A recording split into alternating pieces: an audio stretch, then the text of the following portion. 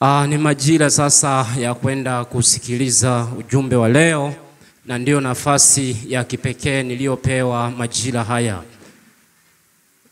Nimshukuru kwa kipekee baba mchungaji na baraza zima la wazee, lakini niwashukuru na ninyi pia kwa maombi yenu.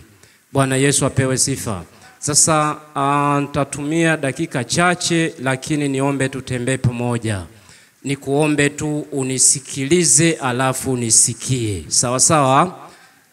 Mchungaji katoa maelekezo mazuri kwamba sisi sote ni ndugu tunaosafiri wapi? Pamoja. Sawa sawa?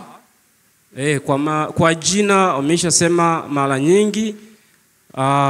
Baada ya kusema hayo, nianze kwa kusema tunapozungumza habari za neno la Mungu, tunazungumza kwa namna ya nyakati tatu. Linazungumza kwa habari ya majira yale ambayo mtu alikuwa yuko pure kabisa, akiwa sio mwenye dhambi. Linazungumza na mtu wakati sasa, wakati mwingine pengine amepotea, lakini linazungumza na mtu kwa majira mengine ili limrudishe kwenye ile hali yake ya mwanzo. Sawa sawa? Ndio maana umesikia limesomwa hapa ile Yohana 4:46 hadi 53 kwamba yule mtoto alikuwa kufani, hali ambayo haikuwa ya kawaida, si ndio? Hali yake ya kawaida ilikuwa ni kwenye uzima, na ndio maana baada ya kukutana na Yesu yule mtoto akafanyaje? Taarifa zinamrudia yule baba kwamba mwanao yuko hai. Bwana Yesu apewe sifa. Kwa hiyo sasa baada ya kusema hivyo, ni kuombe kwamba ujumbe wa leo, edit kidogo kwenye karatasi ya kwako. Ujumbe unasema imani ibadilishayo taarifa. Hauko mbali sana na kilichoandikwa hapo. Sawa sawa? Bwana Yesu apewe sifa. Imani ibadilishayo nini? Taarifa. Imani inayobadili nini? Taarifa. Sasa niende kwa haraka zaidi kwenye mistari mmoja baada ya mwingine. Mmoja nisomee kwenye ile Waebrania 11 mstari ule wa kwanza. Imani anazungumzia nini pale? Lakini ujumbe wetu ni imani ibadilishayo nini? Taarifa. Nani yuko hapo? Tafasiri ya hilo neno imani, Waebrania ile 11 mstari wa kwanza. Inasema basi imani ni kuwa na nini? Ya mambo tarajiwayo na ni bayana ya mambo yasiyofanya nini? Ya mambo yasiyofanya nini? Yasiyoonekana. Hiyo ni tafasiri ya nini? Ya imani. Sawa sawa? Sasa tuone imani chanzo chake ni nini sasa. Kwa hiyo kumbe kuna tofauti ya chanzo cha imani ni nini na kuna tofauti ya imani ni nini, si ndio? Warumi 10 mstari wa 17.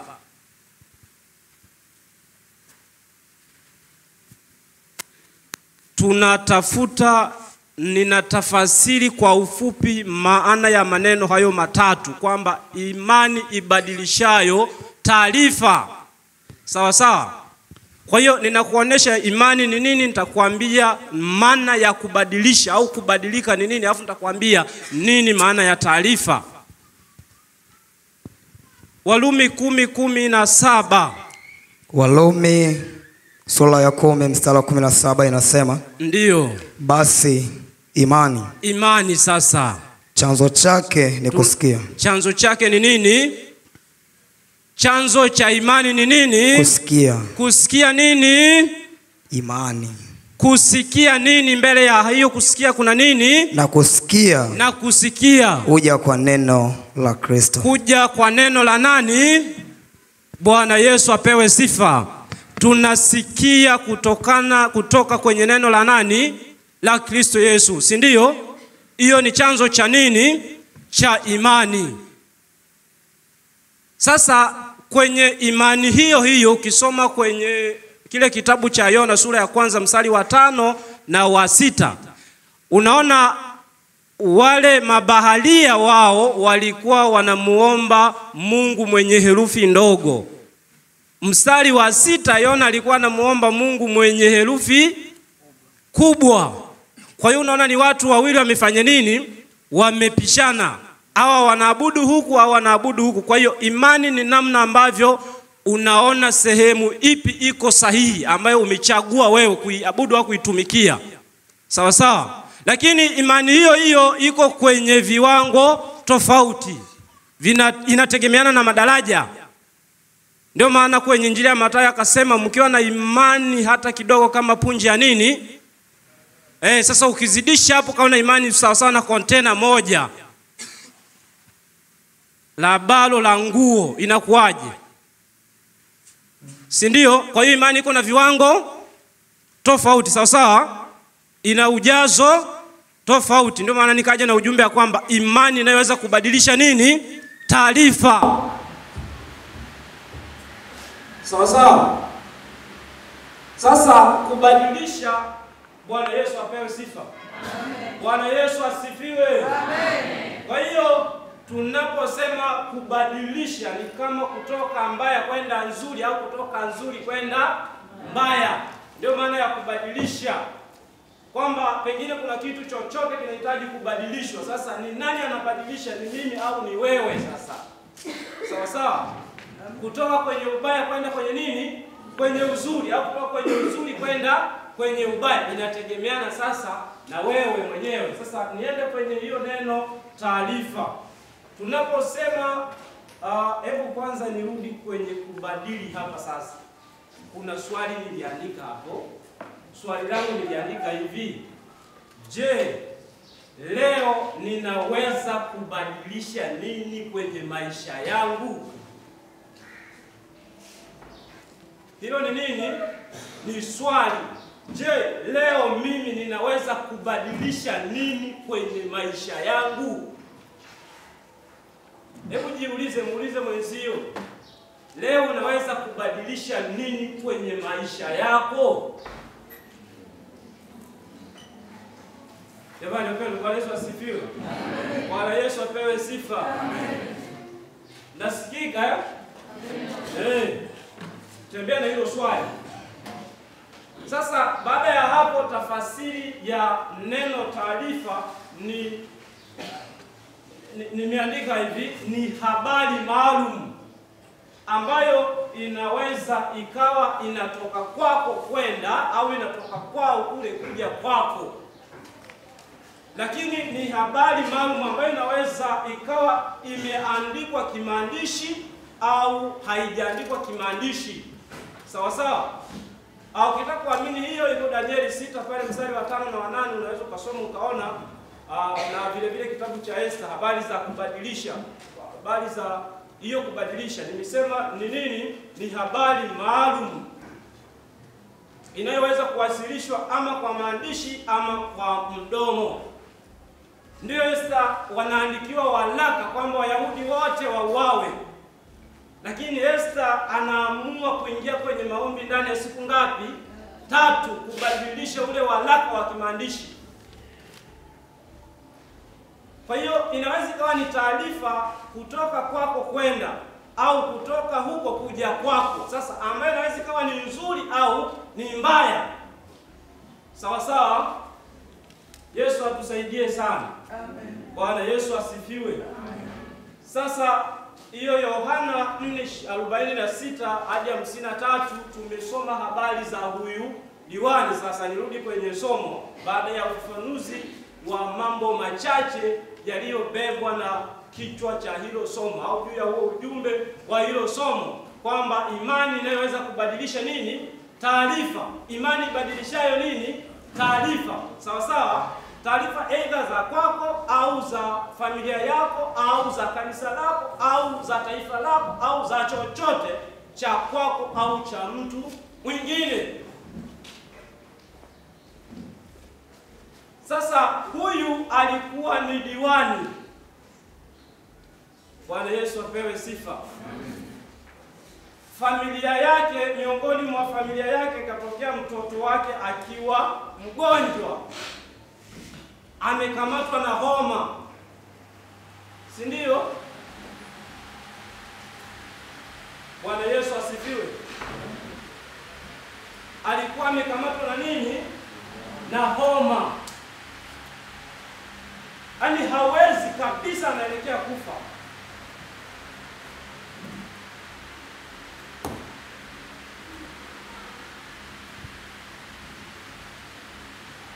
Yesu aliufanya Kana ya wapi? Ya Galilaya, ambapo wao walikuwa hawana divai, akatumia yale maji kubadilisha kuwa nini? Divai.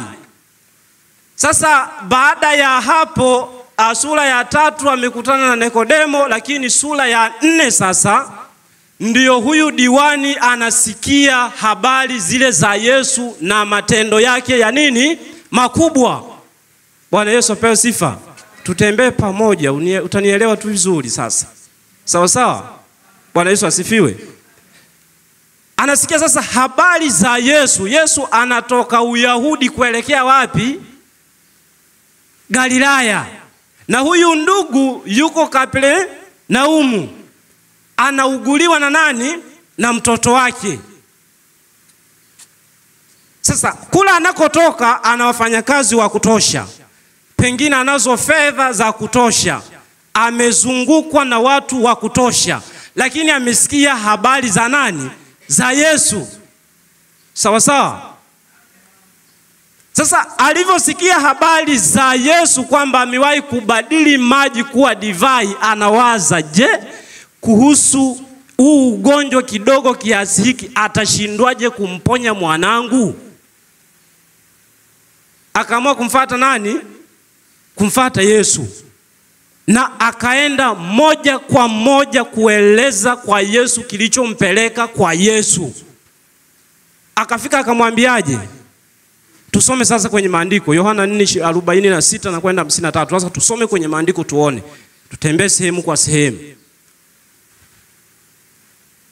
Yohana 4:46 kwenda 53.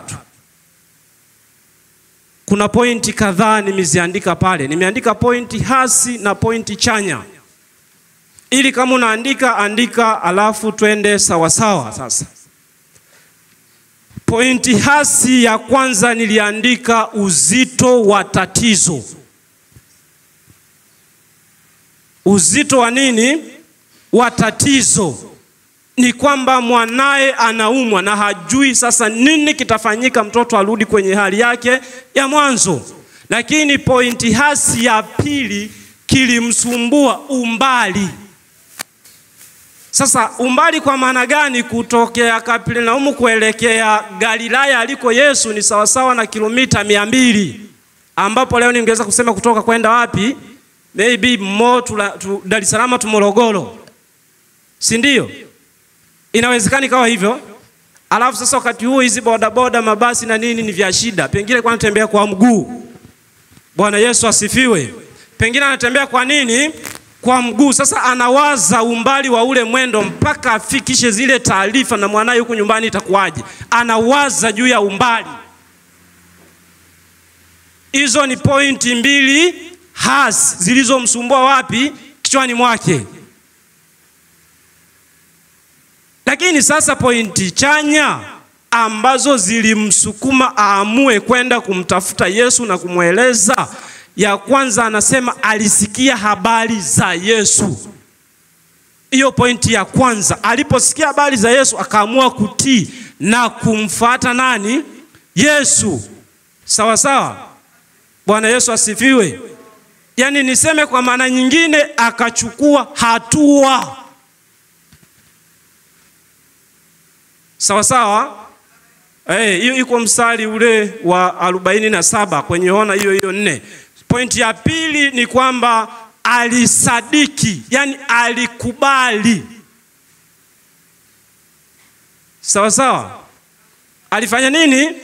Alikubali kuchukua hatua, kuwa na maamuzi ya kuachana na mawazo yake, kuachana na grupu la watu waliomzunguka. Sina maana kwamba singeweza kumsaidia, lakini aliona sehemu pekee ya uponyaji wa mwanae ni kwenda kumweleza nani? Kwenda kumweleza Yesu. Hiyo pointi ya pili iko ile Yohana 4:50.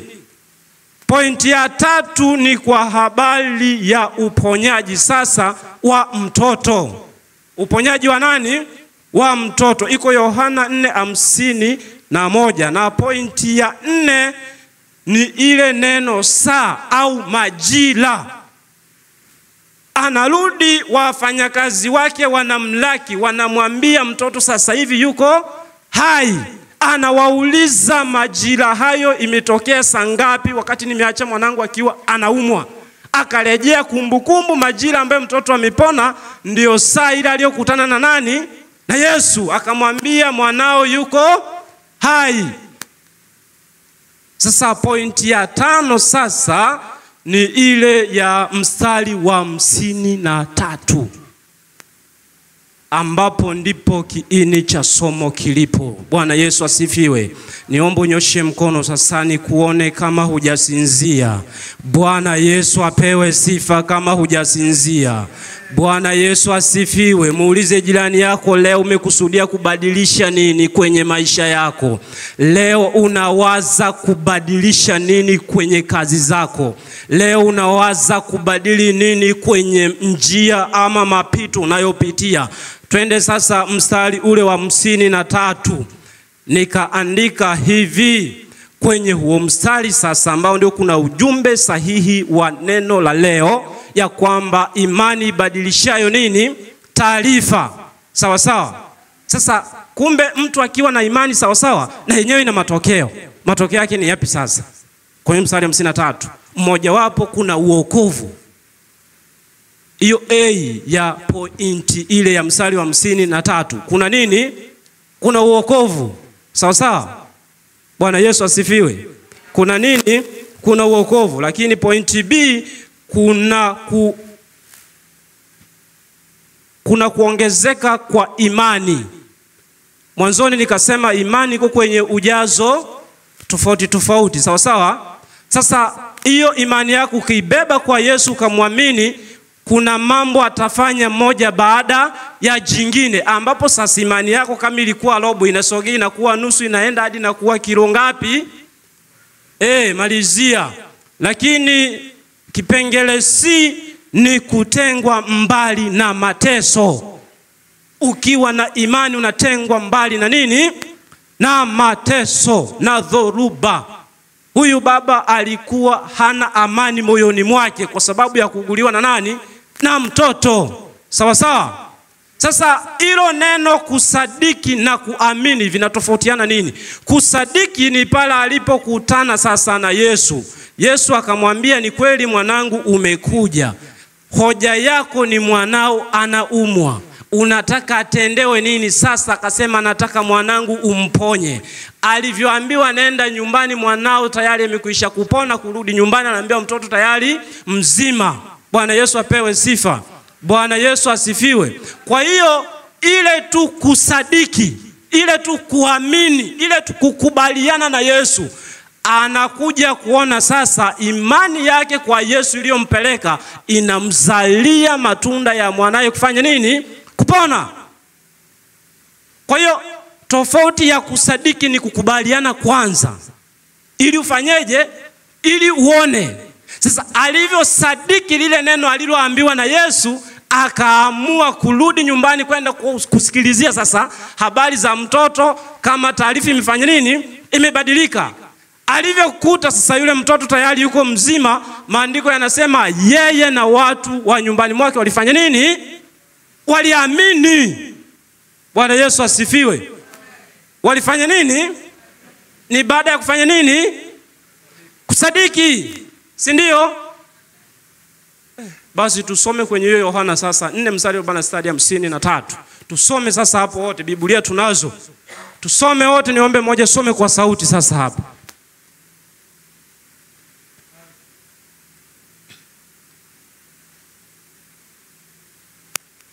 Bwana Yesu asifiwe. Basi alifika tena Kana ya wapi? Galilaya. Hapo alifanya yale maji kuwa divai. Huyo nani? Yesu. Tusogee mbele. Na palikuwa na diwani, mwanaye hafanyi nini? Hawezi. Nini kikafata?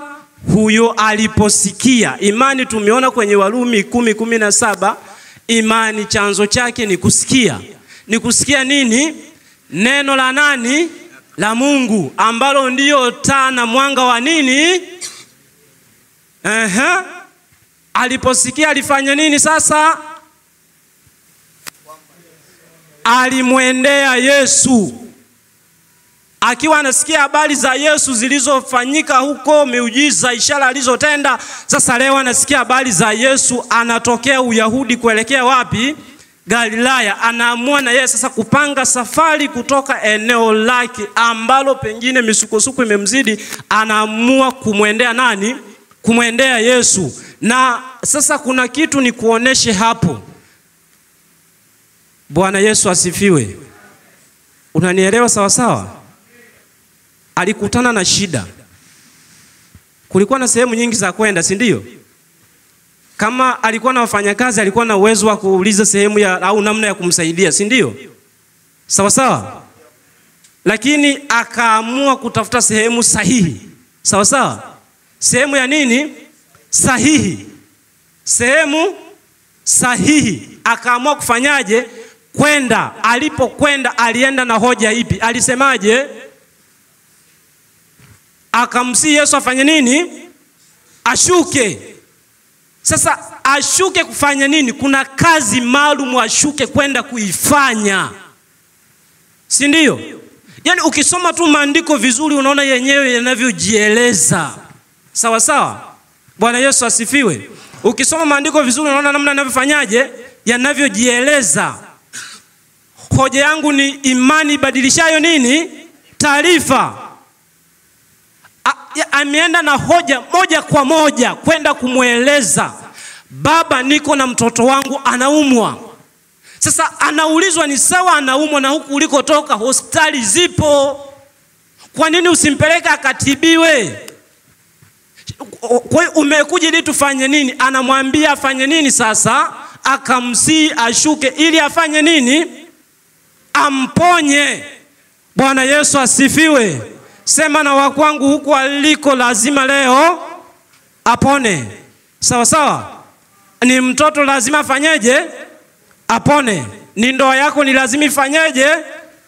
Ipone. Ni afya yako lazima ipone. Ni biashara yako iliyotabiriwa kufa lazima ipone. Kwenye kazi yako lazima ifanyeje? Ili mradi wewe umfuate nani? Ambayo ndio sehemu sahihi ya kupeleka shida zako. Sawa sawa? Basi twende mstari ule wa ngapi? Twende mstari unaofuata. Sasa hivi kwanza umeona mstari wa 50 huo. Yesu anauliza msipoone ishara mtafanyaje? Hamtaamini kabisa. Unajua kwa nini anawauliza? Ukienda Wakorintho ile wa kwanza sura ya kwanza mstari ule wa 22 anasema Wayahudi wao wanatafuta nini? Wanatafuta nini mchungaji? Kuna kitu amesema pale. Anasema Wayunani wao anasema Wayahudi wao wanataka ishara. Lakini Wayunani wao wanatafuta nini? Hekima. Sawa sawa? Bwana Yesu asifiwe. Sasa hebu sogea tena. Sogea sasa mstari, vuka ule 50 nenda 51.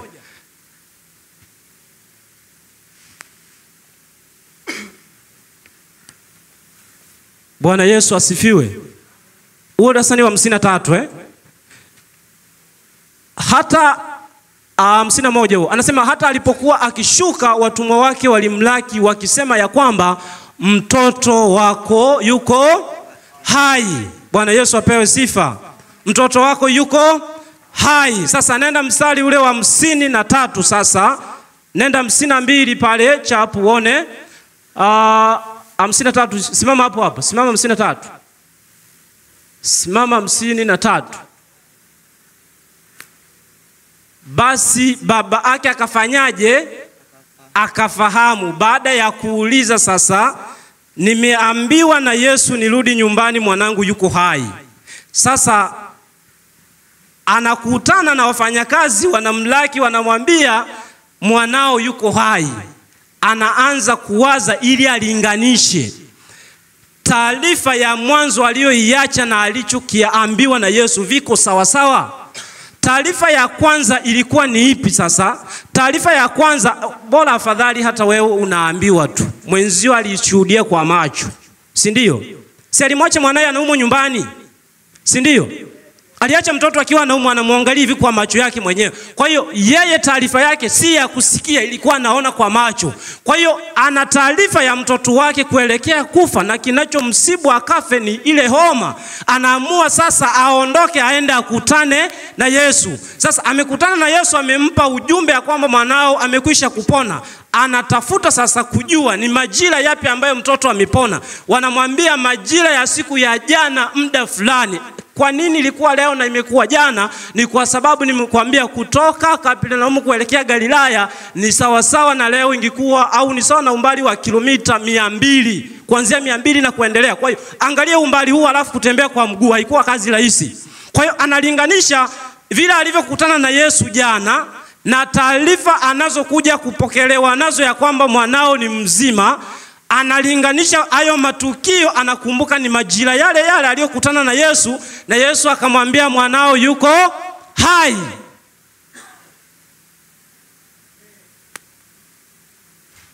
Bwana Yesu asifiwe.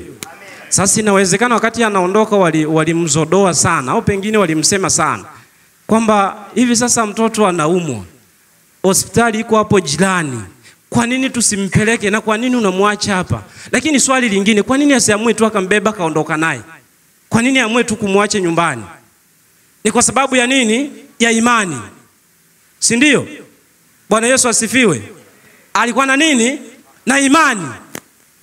Anaamua kusema nikimbeba nikaondoka naye, ama nisipombeba nikaondoka naye, cha msingi tu ninamwamini Yesu aliyekufa msalabani akashinda mauti na kifo. Nikienda kwa kumwamini huyo Yesu, na mwanangu atafanya nini? Atapona.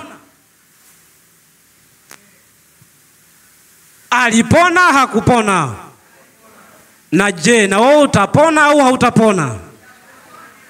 Kinachokusibu kitapona hakitapona? Swali langu liko pale pale, umekusudia kubadilisha nini kwako leo? Tunayo au hatuko nayo matatizo?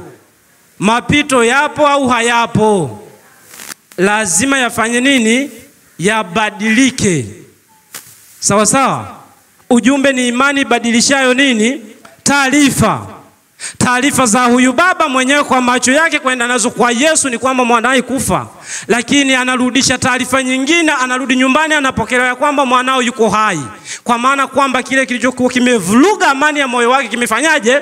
Kimerejeshwa. Na pengine ndio ile Ayubu 22:21, mjue sana Mungu ili uwe na nini? Ili uwe na nini? Ili ufanye mambo mengi unayoweza kufanya, lazima moyo wako uwe na nini? Amani. Amani yenyewe ya nani? Ya Mungu. Bwana Yesu apewe sifa.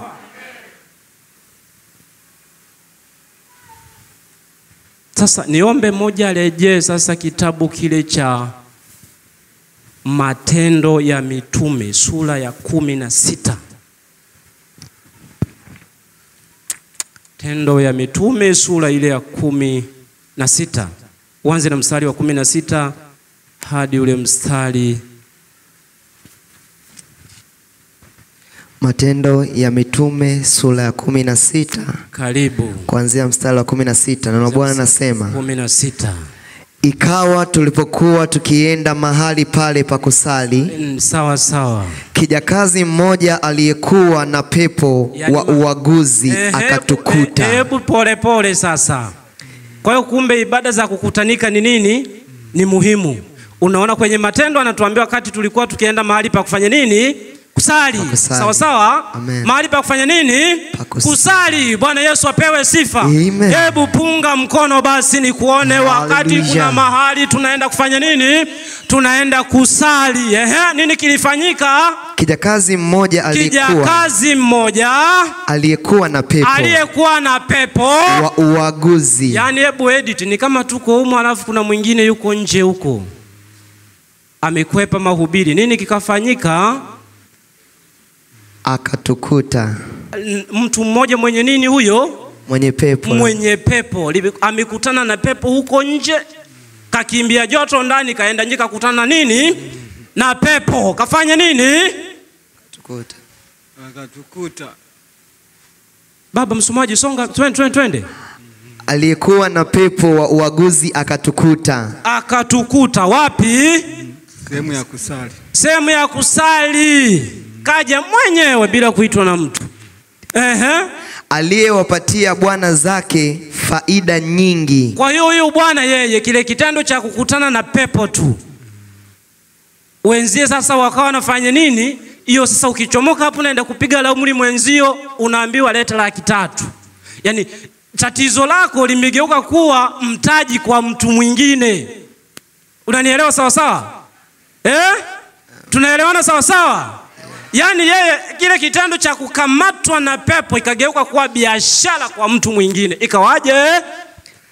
Anasema aliyewapatia bwana zake faida nyingi kwa uaguzi. Aliyewapatia bwana zake faida nyingi. Kwa uaguzi. Kwa unini? Kuagua. Walikuwa wanamuagua, anawapa fedha. Soma twende baba, soma. Anasema akamfuata Paulo na sisi. Akamfuata Paulo na nani? Na sisi. Sasa Paulo alikuwa ni mtu gani? Alikuwa anamwamini Mungu, anaiamini miungu. Alikuwa anamwamini nani? Hebu jifunze kitu basi.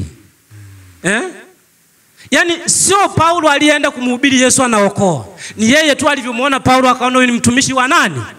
Akaona hakuna haja ya kusubiri. Alivyomuona Paulo tu hakumuona kama Paulo. Kama alimuona Paulo hakumfikiria kama Paulo. Alichokiona ndani ya Paulo aliona kuna nini pale ndani? Kuna msalaba. Sawa sawa? Amen. Ndani ya Paulo aliona kuna nini? Kuna msalaba. Soma tena, anasemaje? Akamfuata Paulo na sisi. Akamfuata Paulo na sisi wanani? Wa Kristo, waumini tulio okoka.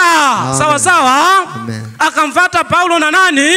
Na sisi. Hebu jivunie kuwa na kitu ambacho ukipita huko mtaani kuna mtu mwenye pepo lazima akufuate baada ya kuwa ameona kuna kitu cha nini? Cha kumsaidia. Sawa sawa? Haya, sogea mbele, anasemaje? Akipiga kelele. Akipiga nini? Kelele. Akisema watu hawa ni watumishi wa Mungu. Watu hawa ni watumishi wa nani? Wa Mungu. Watumishi wa Mungu aliye juu. Aliye wapi? Aliye juu. Aliye juu. Wenye kuwahubiria juu ya nini? Njia ya wokovu. Njia ya wokovu. Ndio maana nikasema imani, neno imani kipengele moja wapo ni nini? Uokovu. Mstari wa 18. Sawa. Akafanya hayo siku nyingi. Akafanya haya siku nyingi. Lakini Paulo akasikitika. Kwa nini? Hebu simama kidogo. Paulo alifanya nini? Alisikitika. Akamwonea nini? Huruma. Ni kama yule baba kwenye kile kitabu cha Injili ya Yohana, akamwonea huruma nani? Mwanae. Akaona ili mwanangu asije kufa niende nikakutana nani? Na Yesu. Sawa sawa? Amen. Na huyu Paulo anasikitika. Kwa nini huyu mtu awe na hali hii wakati Yesu yupo? Akafanya nini? Akasikitika. Akafanya nini baadaye? Akageuka. Akamwambia yule pepo. Na kuamuru kwa jina la nani? La Yesu Kristo. Na kuamuru kwa jina la nani? La Yesu Kristo. Hebu na wewe basi amuru kinachokusibu kiondoke kwa jina la nani? La Yesu kwa jina Kristo. La Yesu. Hebu amuru basi kinachokusibu kiambie na kung'oa kwa jina la nani? Kwa jina la Yesu. Kiambie kinachokusumbua basi king'oke. Kama ni usingizi, sema wewe usingizi ninakung'oa kwa jina la Yesu. Kama ni magonjwa, amuru yatoke kwa jina la nani? La Yesu. Sawa sawa? Paulo akasemaje na kuamuru wewe pepo fanye nini? Umtoke huyu. Akamtoka saa ile. Mstari wa 19. Sawa. Bwana zake basi bwana zake walipoona ya kuwa tumaini la faida yao limewapotea. Tumaini la faida yao limefanya nini? Limewapotea. Mahali unapoenda kutibiwa kila siku sasa leo hawakuoni tena. Wanaanza kufadhaika kwamba mtaji wao umefanya nini? Umekata. Lile gorofa tena inashindikana kufanyaje? Kunyenyuka. Anasema wakawakamata Paulo na Sila. Ndio chanzo cha kuwatia sasa gerezani, na wao hawakuogopa. Watumishi wa Mungu mpo? Watumishi wa Mungu mpo? Wachungaji ndio sehemu pia kuwatia moyo, na waumini na washirika wote. Kwa hiyo kitendo cha Paulo kumsaidia yule ndugu kuamuru pepo atoke kwa jina la Yesu ndio chanzo sasa cha wao kupelekwa gerezani. Walivyopelekwa gerezani kwa maana wadhoofishe ile imani yao. Lakini wao ndio maandiko yanasema panapo usiku wa manane sasa. Hebu endelea sasa hapo msomaji. Anasema wakawakokota mpaka wapi? Sokoni. Mpaka sokoni. Wakafanyaje? Mbele ya wakuu wa mji. Mbele ya wakuu wa mji. Wakawachukua kwa makadhi. Wakasema watu hawa wanachafua sana mji wetu. Wanachafua sana nini? Mji wetu. Nao ni Wayahudi. Tena wanatangaza habari za desturi zisizokuwa halali kwetu. Sasa ukifika kipande hicho utakutana tena mstari ule wa 6 kwenye sura ya 17. Anasema watu hao wanaotangaza hizi habari ambazo sio desturi wamewahi kupindua ulimwengu huko maeneo mengine.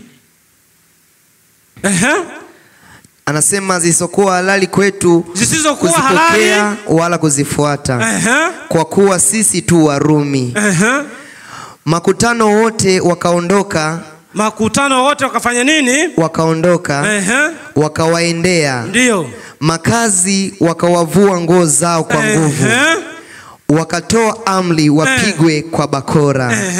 Mstari wa 23. Ndio. Na walipokwisha kuwapiga mapigo mengi, ndio, wakawatupa gerezani. Sababu ni nini? Kutoa pepo. Watumishi wa Mungu tuko pamoja? Amen. Sababu ya kutupa gerezani na bakora juu ni nini? Ni kwa sababu wamemponya, wameamuru yule pepo atoke kwa jina la nani?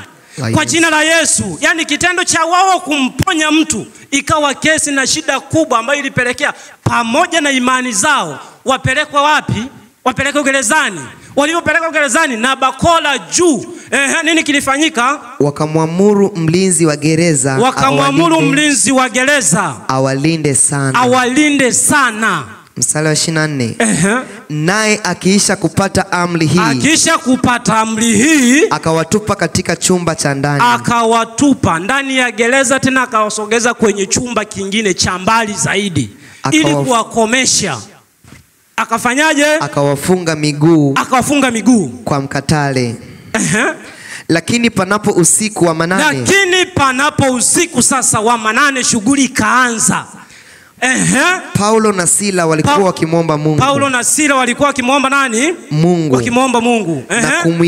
Na kumwimbia nyimbo za kumsifu. Na wafungwa wengine walikuwa wakiwasikiliza. Ghafla pakawa tetemeko kuu la nchi. Hata misingi ya gereza ikatikisika. Na mara hiyo milango ikafunguka. Vifungo vya wote vikalegezwa.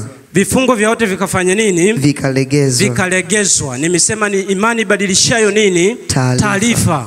Sawa sawa. Imani badilishayo nini? Taarifa. Unajua kwa nini huyu ndugu anatufundisha? Pamoja na kwamba anayo imani katika jina la Yesu, lakini kwenye hiyo imani amekutana na dhoruba. Sasa ile dhoruba wamewatandika bakora, wamewatia gerezani. Punga mkono ni kuone basi. Wangapi pamoja na kwamba mna imani lakini mnapita kwenye magumu? Je, ukipita kwenye magumu unakata tamaa, unasonga mbele? Unasonga mbele, unarudi nyuma? Sisi tunasonga mbele kuangalia msalaba ulipo. Sawa sawa. Bwana Yesu asifiwe. Kwa hiyo hawa ndugu, kitendo cha kumponya mtu imekuwa shuruti kwao. Wanapelekwa gerezani, wanafungiwa humo, ya kwamba wakae humo ili pengine kudhorotesha zile imani zao. Lakini wanawaza sasa, swali liko hapa. Bwana Yesu asifiwe. Unajua sasa hivi tumetoka kwenye moja, pengine tunakaribia 100, si ndio? Kwenye swala la imani, si ndio? Tangu waokoke mpaka sasa hivi una miaka mingapi? Mingi au michache? Jibu nalo sawa sawa. Sasa Paulo anajaribu kuwaza, yule pepo niliyeamuru atoke kwa jina la Yesu, si ndio? Yule Yesu, si ndio?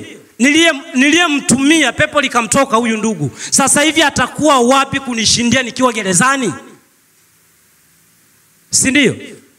Alivyowaza akaona isiwe shida. Yule Yesu niliyemtumia kwa imani ile ile kubadili taarifa za hawa ndugu, naomba nimtumie Yesu yule kuondoka na niliingia naye gerezani, ndio Yesu yule nitakayetoka naye wapi? Gerezani. Sawa sawa. Bwana Yesu apewe sifa. Imani badilishayo nini? Taarifa. Anawaza Yesu ni naye na nilianza naye safari na ndio nilimtumia. Yule ndugu akapokea uzima. Inakuwaje ningie gerezani alafu nibabaike dhidi ya imani niliona juu ya Yesu? Anaona hapana, msinitanie. Panapo usiku wa manane sasa, panapo usiku wa manane, sema usiku wa manane. Sema usiku wa manane. Ngoja nikuambie tafasiri nyingine ya usiku wa manane. Sio lazima uwe usiku wa giza. Ni katikati ya shida. Sawa sawa. Tunaelewa tafasiri ya maana ya kwamba usiku wakati mwingine haimaanishi usiku ya kwamba jua limetoka giza limeingia, hapana. Anamaanisha katikati ya nini? Ya shida. Sawa sawa. Bwana Yesu asifiwe.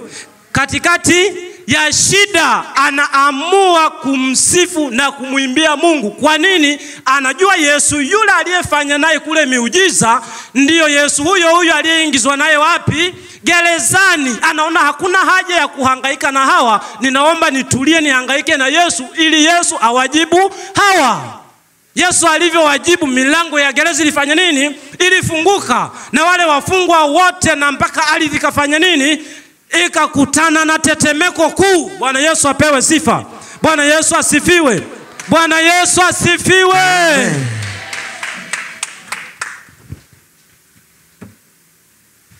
Unajifunza nini? Ile Paulo yeye kuonekana tu mbele za yule mtu mwenye pepo.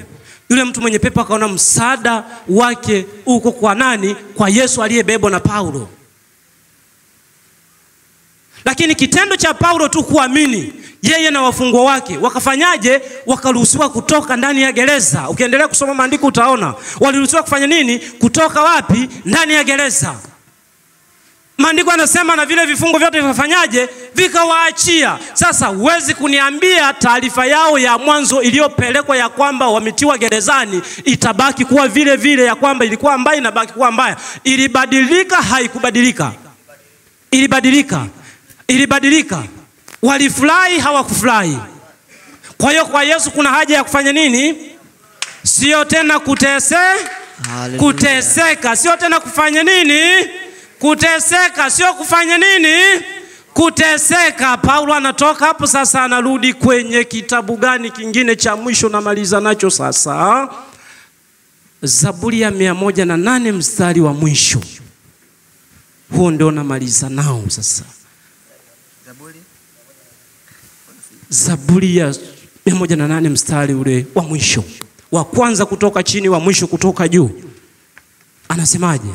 Zaburi 108 mstari wa 10 unasema kwa msaada wa Mungu. Kwa msaada wa nani? Wa Mungu. Kwa msaada wa nani? Wa Mungu. Wa Mungu.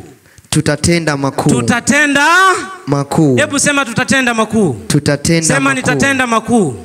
Sema nitatenda makuu. Kwa maana yeye atawakanyaga watesi wako. Amen. Bwana Yesu apewe sifa. Hallelujah. Bwana Yesu asifiwe. Yeye atafanya nini? Watesi wa Paulo walikanyagwa na nani? Na Yesu. Milango ya gereza ikafanya nini? Ikafunguka.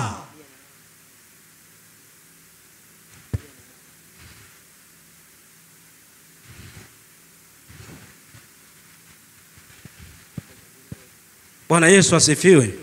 Bwana Yesu asifiwe sana. Amen. Ninaelekea tu mwishoni sasa. Ushike zile point ubaki nazo. Sawa sawa. Shika zile point ubaki nazo. Lakini ni kwamba hili somo lina sehemu ya kwanza, ya pili na ya tatu. Nimeanza kwa kumtumia Yohana, ndiye aliyetoa unabii, tengenezeni njia, si ndio? Anatabiri habari za kuja kwa Yesu. Kwa hiyo tukija kufika sehemu ya tatu tunamwona Yesu mwenyewe sasa, ili kupe usahihi wa kwa nini uwe na imani na Yesu. Leo hii tumeanza tu, sawa sawa. Sasa kama tumeanza tu kwa kuona hivyo Mungu amewasaidia hawa aliweza kuwasaidia, itakuwaje kwako asikusaidie? Itakuwaje kwako asikusaidie? Kwa msaada wa Bwana tutatenda mambo makuu. Sawa sawa. Bwana Yesu asifiwe. Bwana apewe sifa. Makuu. Hawa ndugu wana ujasiri wa kupita mahali popote kwa sababu wanaamini wanalo jina lipitalo majina yote. Na mimi mchana na asubuhi hii ya leo sasa naomba nikutangazie ya kwamba wale wote ambao walileta taarifa mbaya kwako ya kwamba hautaolewa, naomba utume taarifa kwao ya kwamba kwa jina la nani? La Yesu, mwaka huu ukitokea umepita lakini wa kwangu yupo. Naomba utume taarifa wale walioweka vikao ya kwamba lazima ufe, watumie taarifa ndani ya jina la Yesu kwamba mwaka huu lazima mimi niishi, niyasimulie matendo ya nani? Niyasimulie matendo ya Mungu aliyeziumba mbingu na nchi. Inawezekana wametuma taarifa juu ya mtoto wako ya kwamba atasoma lakini hatuajiliwa. Hebu niombe wewe uanze kutuma taarifa kwao ya kwamba kuanzia mimi na nyumba yangu tumemwamini Yesu aliyeziumba mbingu na nchi, na mimi ninarudisha taarifa kama mimi ya kwamba vikao vyenu liko jina la Yesu linaenda kuvibomoa vyote. Bwana Yesu asifiwe. Acha nikwambie hivi, unavyojiona mnyonge, yuko Yesu ambaye alikwisha kutangulia kwenye unyonge wako. Yupo anafurukuta wakati wanakuona wewe. Yesu yeye ametulia, anajiangalia ndani yako, anaona hakuna chochote ambacho kinaweza kikakukwamisha kusonga mbele.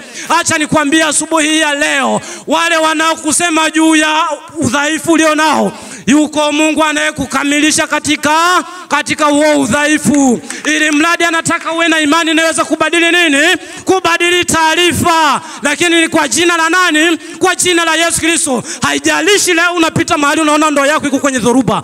Acha nikwambie, kama alipangwa kuwa wa kwako, atabaki kuwa wa kwako. Huyu baba mwanae anatishiwa kuuawa na homa, anaona isinisumbue. Yuko mwanaume wa wanaume aliyeshinda kifo na mauti, juu ya kaburi waliweka jiwe. Lakini ilipofika siku ya tatu, akapita wapi? Katikati yao. Bwana Yesu apewe sifa.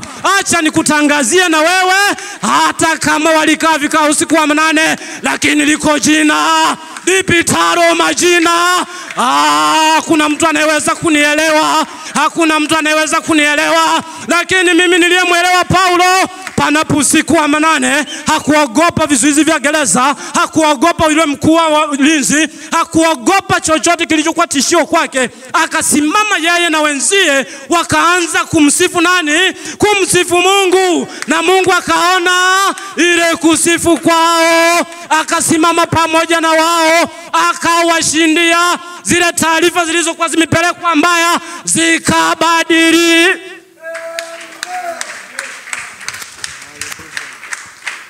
Kwa nini unakaa kinyonge? Bwana Yesu asifiwe. Kwa nini unakaa kinyonge? Yaani wao hawamjui Yesu, wamekaa kinyonge, wanakutishia na unakaa kinyonge. Mungu anafanya kazi gani kwako? Mungu anafanya nini?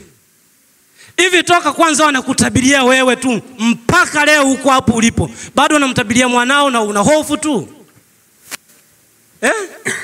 Jamani, si maajabu haya? Kwa Paulo ni matukio la kwanza, la pili anakutana na dhoruba, akasema hakasi rudi nyuma. Kama nilimtumia Yesu kwa jina la Yesu pepo akaondoka, sasa na kwa jina la Yesu na gerezani nitafanyaje? Nitatoka. Alitoka hakutoka? Alitoka, si ndio? Sasa kwa nini wewe kutishe? Utatishika?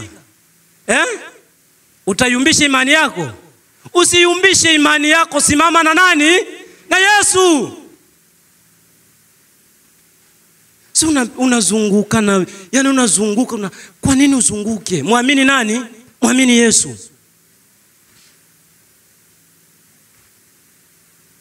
Ndio anamwambia Musa, hao mnaoona hamtawaona tena. Sasa wale walinzi wa gereza, kwani kule mwishoni maandiko yanasemaje? Hebu endelee uone huko chini walisemaje. Yule mlinzi wa gereza aliyepewa kazi ya kuwalinda wale ndugu, kilichofanyika sasa, kama kule yule diwani aliamini yeye na watu wake, hebu angalia yule mkuu wa gereza alifanyaje baadaye. Soma, endelea kusoma hapo. Hiyo Matendo 16. Matendo Mitume sura ya 16 mstari. Nenda wa 20. Mstari wa 20. Neno la Bwana nasema, wakawachukua kwa makadhi. Mstari wa 26. Sogea nenda 26 au 27. 27. Inasema yule mlinzi wa gereza akaamka. Naye alipoona ya kuwa milango ya gereza imefunguka, alifanya nini? Alifuta upanga. Nenda mstari unaofuata, alifanya nini mbele hapo? Anasema akataka kujiua. Kwa ajili ya nini? Akidhani ya kuwa wafungwa wamekimbia. Akidhani ya kuwa wafungwa wamefanya nini? Wamekimbia. Kwa maombi ya watu wangapi ndani ya gereza? Sasa wanajiuliza, mfano tunasemea gereza. Hivi leo tukienda Ukonga wako wawili tu, kuna wafungwa wangapi pale? Yesu anataka wanaume wenye ujasiri. Anataka mwanamke mmoja muomboleza kama nani? Kama Esther. Sogea mstari unaofuata hapa. Mstari wa 28. Ila Paulo akapaza sauti yake kwa nguvu, akisema, ndio, usijidhuru, ndio, kwa maana sisi sote tupo hapa. Akataka, hebu ngoja, tuko hapa. Yani alibakiza kidogo. Wewe simama tu usome hapo mstari ya chini. Alibakiza kidogo tu kumwambia sisi sote tuko hapa pamoja na nani? Na Yesu mtenda. Yani sijui ni kwa wewe edit tu. Wewe sema sisi sote pamoja na Yesu tuko hapa. Si ndio? Amen. Alifeli tu kumalizia hapo. Sisi sote pamoja na Yesu tupo hapa. Akataka taa ziletwe. Ina maana ilikuwa ni giza sasa. Akarukia ndani. Akafanyaje? Akarukia ndani. Ndio. Akitetemeka kwa hofu. Amekabidhiwa kazi awasimamie jamaa. Sasa jamaa sio tena wafungwa, wako huru. Sasa anawaza ni majibu yapi naenda kuwaeleza walionikabidhi hii kazi. Sawa? Amen. Kumbe ukiwa na Yesu ndani yako ni lazima watu wafanye nini? Watetemeke. Ofisini kwako lazima wafanyeje? Kila zitakato kanyaga nyayo za miguu yako na mimi ndipo. Nenda mstari wa 33 baba. Mstari wa 33 anasema, akawakaribisha saa ile. Yani yule aliyekuwa amepewa kazi ya kuwasimamia, akawatandika na bakola, akawatia ndani ya chumba kilichoko ndani ya gereza, akawakaribisha nyumbani kwake. Alichowaambia sasa ndio kinafuata. Akawakaribisha saa ile ya usiku, akawaosha mapigo yao, kisha akabatizwa yeye na watu wake wote. Wakati huo wakafanyaje? Wakabatizwa. Mstari wa 32 anasemaje hapo? 32 anasema, ndio, wakamwambia neno la Bwana. Wakamwambia neno la nani? La Bwana. Wakamwambia neno la nani? La Bwana. Neno la Bwana. Chanzo cha imani ni kufanyaje? Kusikia. Sawa. Wakati anawafanyia haya, pengine hajasikia neno la nani? La Bwana. Sasa wanaenda kumwambia habari ya neno la Bwana lipo. Moja wapo, Mungu ni wa nini? Wa huruma. Wanaenda kumweleza sasa habari za Bwana, kwamba Yesu ana 1 2 3. Walivyoenda kumweleza alifanya nini sasa? Anasema walimwambia neno la Bwana yeye na watu wote waliomo nyumbani mwake. Yeye na watu wake wote walioko wapi? Nyumbani mwake. Akawakaribisha saa ile ya usiku. Saa ya wokovu. Saa ya nini? Ya usiku. Akafanya nini? Akawaosha mapigo yao. Basi ishia hapo. Amina. Msimamizi wa gereza akafanya nini? Akasalimu amri. Kwa nani? Kwa Yesu aliyekuwa amebebwa na watumishi wa Mungu. Sawa sawa? Bwana Yesu asifiwe. Haina maana kwamba utakuwa na imani hayo hayatokuja. Yatakuja, lakini hauna budi kuyafanya nini? Kuyashinda. Sawa sawa? Sawa sawa? Bwana Yesu asifiwe. Ya maana kwamba una imani sio kwamba hautauguliwa, utauguliwa, lakini sehemu sahihi ya kuanza nani? Kumuomba nani? Kumuomba Mungu. Sawa sawa? Huyu ndugu aliona sehemu ya kwanza ya kupeleka taarifa za maradhi ya mwanae ni kwenda kwa nani? Kwenda msalabani. Kwa sababu Yesu ndiye alibeba nini? Msalaba. Na kwenye msalaba ndipo Yesu aliposema yote yamefanya nini? Yamekwisha. Wanakusema vibaya, naenda wapi? Msalabani. Ukiwa na imani yote yamefanya nini? Yamekwisha. Inawezekana unayoyaona ni kwa sababu imani yako bado iko kiwango cha chini, lakini hata kama ikisogea kiwango cha juu, ndio Mungu anakusudia kukutengeneza siku hadi siku mpaka atakapofikisha ukamilifu wa nini? Bwana Yesu asifiwe. Bwana apewe sifa sana. Sasa niombe tu tusimame. Niwaombe pia wale wanaosifu na kuabudu.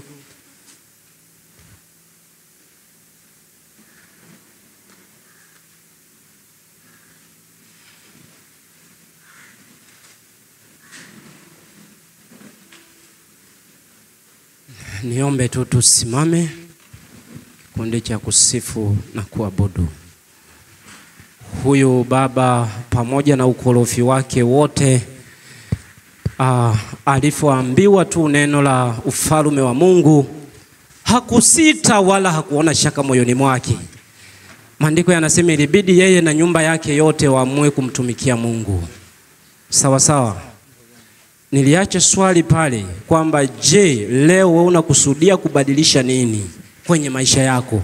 Yawe ya kwako au ya familia yako au ya jirani yako. Sawa sawa? Kama maandiko yanavyoniambia, Paulo anakutana na mwenye pepo. Maandiko hayajaniambia kama walikuwa wanafahamiana. Wewe amekwambia hivyo?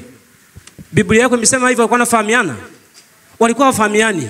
Lakini tu aliumia moyoni kuona ya kwamba mwenzie anaishi kwenye mazingira magumu na yeye anacho kitu cha kumsaidia. Anaamua kusema upendo ule wa Yohana 3:16, ninaomba na mimi niuhamishie kwa mtu huyu. Alivyodhamiria vile kwa jinsi mtu yule alivyokwenda, na ndivyo vile alivyosaidika, na yule pepo akafanyaje? Akaondoka. Kwa hiyo haijalishi una shida zimechukua muda gani, haijalishi umepitia magumu kwa kipindi kipi.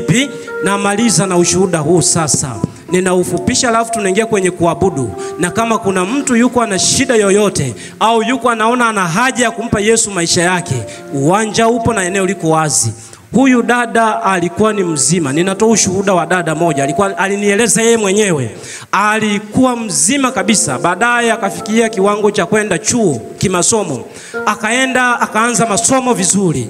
Lakini katikati ya masomo akakutana na changamoto ya mgongo. Akaumwa sana mgongo. Aliumwa mno. Bwana Yesu asifiwe. Huyu dada ananiambia aliteseka sana kwa miaka mingi. Ikafika sehemu akasitisha masomo. Ndugu wakachangishana, ikafika sehemu wakachoka, wakaamua kuacha. Mama alivyokuwa wa huruma hakumuacha yule mwanae.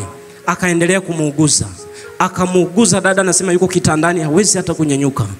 Sasa mbaya zaidi anasema majira fulani yalifika, akawa chochote anachotumia ndio anaenda kuongeza kasi ya shida ya mgongo wake. Yaani unachokijua wewe, sio dawa, sio maji, sio chakula, si chochote. Yaani anasema tena ile akitabasamu ndio maumivu yanaongezeka. Anasema hatima yake ya mwisho siku moja akaamua tu kutumia njia moja. Akanunua tu sumu. Hakumwambia mama yake, akaiweka chini ya mtu. Alafu ikawa siri yake. Siku hiyo kimoyo mwenyewe mama mtu hata hajui. Mama naye anateseka, ameuguza mpaka amechoka. Haoni dalili ya msaada. Amelia vya kutosha, ndugu ameshawaacha wao kama walivyo. Dada anasema hapana. Ikafika sehemu nikaamua kujiuliza swali moja. Yesu yupo. Alikufa kwa ajili yangu. Kwa nini niteseke? Anasema nikachukua ile sumu nikaishika mkononi. Nikamwambia Yesu, ikifika usiku saa 6 nikiwa hivi sijapona, ninaomba tu ninywe hii sumu nife. Kwa sababu sioni umuhimu wa kufanya nini? Wa kuishi. Kwa nini? Chochote anachotumia dada hakileti matumaini. Dada akasema hapana. Nilivyomwambia tu hivyo Yesu, ilivyofika saa 6 tu usiku nikapona.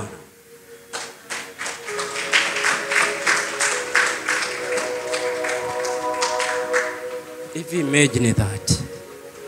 Hivyo unafikiria imefika majira ambayo mtu amekata tamaa, anaona hawezi kabisa.